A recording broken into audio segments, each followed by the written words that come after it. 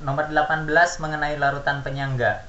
Dan yang ditanya di sini bukan bertanya mengenai pH, tetapi jumlah NaOH yang ditambahkan ke dalam larutan asam asetat.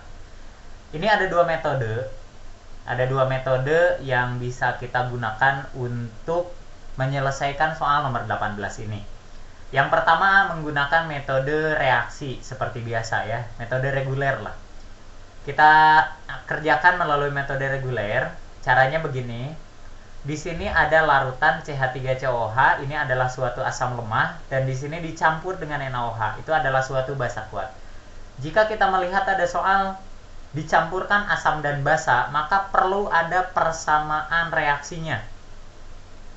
Nah, persamaan reaksinya itu adalah CH3COOH ditambah dengan NaOH.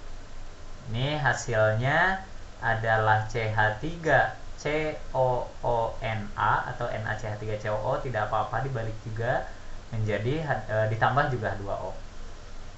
Nah, karena dia atau mereka itu direaksikan, kita perlu tahu berapa yang bereaksi, siapa yang bersisa, siapa yang bereaksi pembatas ya. Itu harus tahu. Maka lihat di dalam soal CH3COOH-nya itu jumlahnya berapa mol. Nah, untuk mencari mol kan kita tinggal mengalihkan antara volume dengan molaritasnya. Volumenya 40 ml, molaritasnya 0,1 molar. Berarti setelah kita hitung ini akan dapat 4 milimol. NaOH-nya ini ada 0,1 molar dan tidak tahu volumenya, itu yang ditanya. Maka anggap saja ini adalah 0,1 dikali X ya. X itu adalah volume yang belum kita ketahui. Siapa yang harus habis jika penyangga? Ingat, kalau penyangga yang kuat harus habis ya. Kalau penyangga kuat harus habis, atau lebih sering lemah harus bersisa katanya.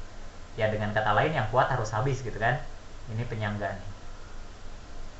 Nah, di dalam soal di sini ini karena NaOH harus habis, maka ini juga yang bereaksi 0,1X, ini juga 0,1X. Berarti sisa asam asetatnya 4 dikurangi 0,1X. CH3COOH CH3CONA juga 0,1X ya.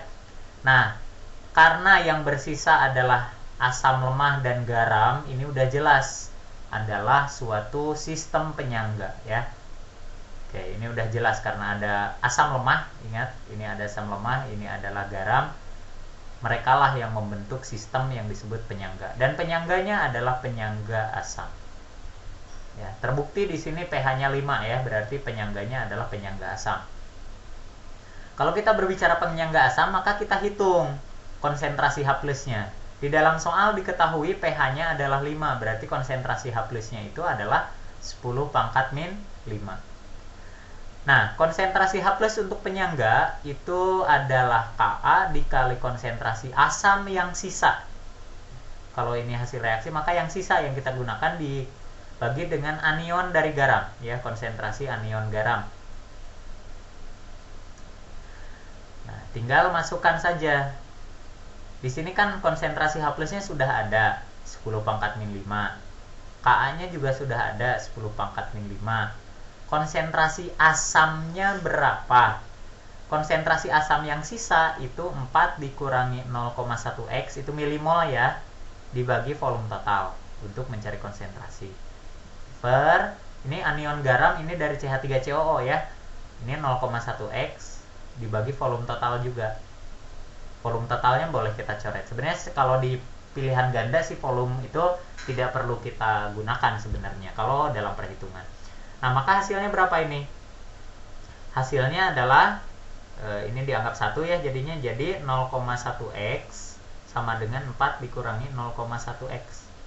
Jadi 0,2X sama dengan 4.